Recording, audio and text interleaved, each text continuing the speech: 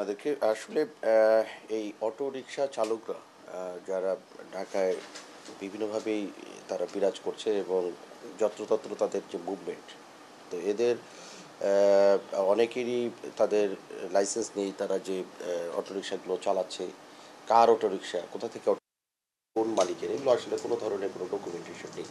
Registration না থাকার কারণে এই সমস্যাগুলো সৃষ্টি হয়েছে এবং দুষ্কৃতিকারীরা একটি সুযোগ নিচ্ছে এ কারণেই এই অটোরিকশাগুলোর বাজারে ব্যাপক চাহিদা।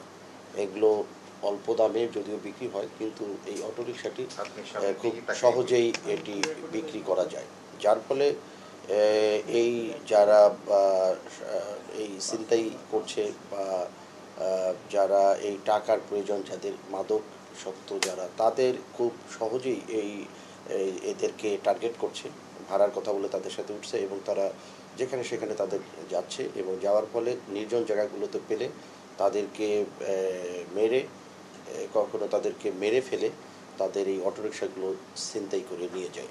ঠিক তেমনই একটি ঘটনা যেটি আপনার স্বপ্নধারা এলাকায় যে ঘটনাটি ঘটেছে, এটি শাওন, ভিকটিম শাওন। তার পূর্ব পরিচিত ছিল আলমগীর। এই আলমগীরের সাথে তার একটি বর্ষা ছিল, এটি ঠিক আছে, কিন্তু এখানে যে আমাদের হ্যাসকা শাকিল, বেসিক্যালি সে এই ক্রাইম, এই ধরনের ঘটনাগুলো প্রায়শই ঘটিয়ে থাকে। আমরা যদিও এর বিরুদ্ধে এখন পর্যন্ত তার অপরাধের কোনো আগের ডাটা পাইনি, কিন্তু আমরা যখন একে গ্রেপ্তার করলাম এবং তার বিষয়ে জানতে পারলাম সে এই ধরনের কার্যক্রমে জড়িত বলে আমরা বিভিন্নভাবে গোপন সূত্রে জানতে পারলাম, সেই দিন তারা চারজন, শাকিল, সজীব, আলমগীর এবং আনন্দ, তারা এই ভিকটিম শাওনকে তারা স্বপ্নধারা এলাকায়, এটি একটি নির্জন এলাকা, তাকে ভাড়ার কথা বলে তাকে নিয়ে যায় ওখানে এবং নিয়ে যাওয়ার পরে তাকে নৃশংসভাবে তার মৃত্যু নিশ্চিত করার জন্য জবাই করে তার অটোরিকশাটি ছিনতাই এবং তার যে পূর্বশত্রুতা আলমগীর ছিল এটি কারণে তাকে মেরে ফেলার চেষ্টা করে এবং সে বেঁচে আছে, যদিও সে অত্যন্ত মুমূর্ষু অবস্থায়।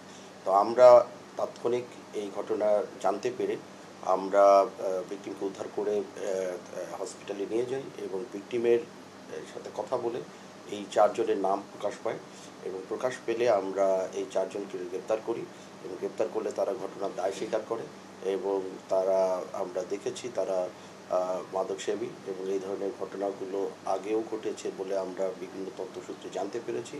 আমরা এই যে ঘটনা সংক্রান্তে যে সিসিটিভি ফুটেজ বা অন্যান্য সকল তথ্য বিশ্লেষণ করে তাদের সংশ্লিষ্টতা আমরা নিশ্চিত হয়েছি এবং তারা নিজেরাও ঘটনা দায় স্বীকার করেছে।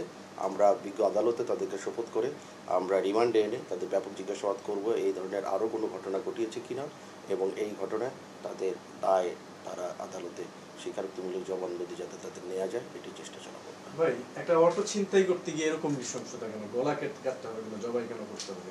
এর আগেও তো দেখেছি আমরা চেতনানাশক খাওয়ানোর পরে অজ্ঞান হয়ে যায়, তারপর অটোটা ছিনতাই করে নিয়ে যায়। টার্গেট তো অটো, ওই ব্যক্তি না। এর সাথে আপনি বলছিলেন যে কোনো একটা বিষয় নিয়ে পূর্ব শত্রুতা ছিল। এই ঘটনাটির একটি টাকা পয়সা পাওনা সংক্রান্তে আলমগীরের সাথে তার একটি আগে থেকে বর্ষা ছিল। তো আমাদের ধারণা যে এটি হতে পারে মেইন কারণ, আর পাশাপাশি অটো ছিনতাই, বিশেষত যে হ্যাসকা শাকিল, এর বিরুদ্ধে আমরা এই ধরনের কিছু অভিযোগ আমরা পাচ্ছি। তো আমার ধারণা যে এই আলমগীর, হ্যাসকা শাকিল এরা একই গ্রুপের এবং তারা তাকে চারজন মিলে এই পরিকল্পনাটি করে এবং পরিকল্পনা মাফিক তারা ওই নির্জন স্থানে নিয়ে যেয়ে তার যাতে এটি প্রকাশ না পায় এজন্য তার মৃত্যুটি তারা নিশ্চিত করার জন্য তাকে জবাই করে। আসলে সে হ্যাসকা টান দিয়ে সে হঠাৎ করে সে ছিনতাই কাজগুলো করে থাকে, যার ফলে নাম হ্যাসকা। এরকম কতগুলো গ্রুপ আছে বলে? আপনার তো অনেক হাইওয়ে, চতুর্দিকে আপনার হাইওয়ে। আমরা গ্রুপ তো এভাবে স্পেসিফিক বলা যাবে না, সাধারণত এই হাইওয়েগুলোতে অনেক ক্ষেত্রেই যেহেতু ঢাকা বা ঢাকার আশপাশ এলাকাগুলোতে অনেকেই যারা বিচ্ছিন্নভাবে হঠাৎ করে চলে আসে, ছিন্নমূল কিছু আছে বা ভ্রাম্যমান কিছু এরকম সন্ত্রাসী যারা ঢাকা বা ঢাকার বাইরে যাচ্ছে এবং মাদক সেবী তো অবশ্যই তারা, যার ফলে এই মাদকের টাকাটি জোগাড় করতে গেলেই তারা এই কার্যক্রমগুলো চালিয়ে থাকে।